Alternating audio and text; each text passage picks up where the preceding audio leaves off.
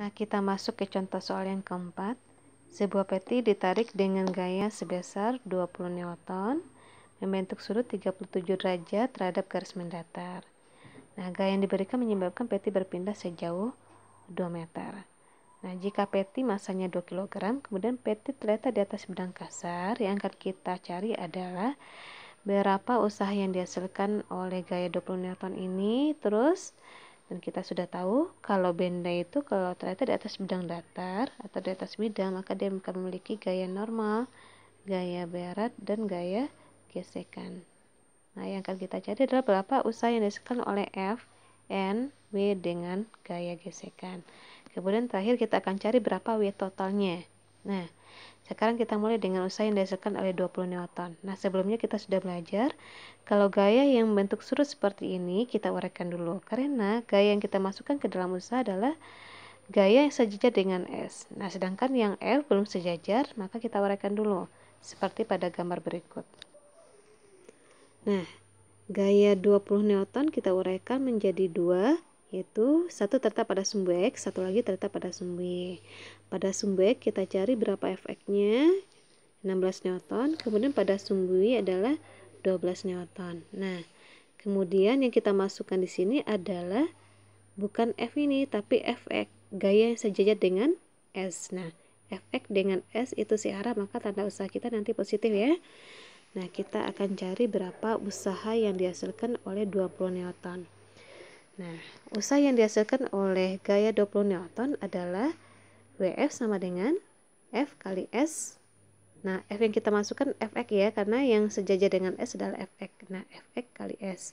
Fx kita dapat adalah 16, kali 2 dapat 32, tandanya positif. Kenapa? Karena F dengan S searah. Arah panahnya sama-sama ke kanan. Nah, kemudian usaha yang dihasilkan oleh gaya berat.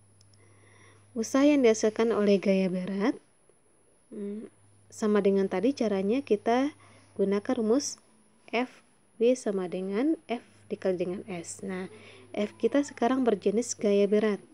Nah, gaya berat 20 Newton. Arahnya ke bawah, sedangkan perpindahan arahnya ke kanan. Nah, ingat usaha dihasilkan kalau gaya yang diberikan sejajar dengan S. Tapi ini gaya berat kita tidak sejajar dengan S. Maka gaya berat tidak menyebabkan benda berpindah. Nah, jadi gaya berat tidak menghasilkan usaha. Atau boleh juga jika gaya dengan perpindahan membentuk sudut 90 derajat, maka dia tidak menghasilkan usaha, alias usahanya bernilai. Jadi usaha yang dihasilkan oleh gaya berat tidak ada, yaitu 0. Karena F dengan S tadi, F dengan S, W dengan S, W tidak sejajar dengan S. Nah, kemudian usaha yang dihasilkan oleh gaya normal. Nah, coba perhatikan apakah gaya normal dengan S sejajar. Nah, coba perhatikan. N dengan S ternyata tidak sejajar.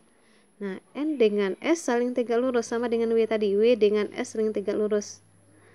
Nah, N ke atas, S ke kanan. Jadi mereka tidak sejajar. Nah, artinya N tidak menyebabkan si benda berpindah. Bukan N yang menyebabkan benda berpindah. Maka tidak ada usaha yang dilakukan oleh gaya normal. Maka usaha kita di sini adalah bernilai 0. Nih, jadi gaya normal tidak menghasilkan usaha. Sekarang kita masuk ke gaya gesekan. Nah, gaya gesekan di sini kalau diperhatikan gaya gesekan dengan perpindahan itu sejajar, cuma bedanya adalah perpindahan ke kanan, gaya gesekan ke kiri. Dan ingat, kalau seandainya arah perpindahan dengan arah gaya berlawanan, maka usaha kita nanti kita beri tanda negatif. Nah, kemudian untuk mencari berapa usaha yang dihasilkan oleh gaya gesekan, rumus kita adalah WF sama dengan F dikali dengan S. Jadi gaya kita sekarang berupa gaya gesekan. Nah, kita cari dulu gaya gesekannya berapa karena tidak diketahui di dalam soal. Nah, gaya gesekan di sini adalah hasil kali antara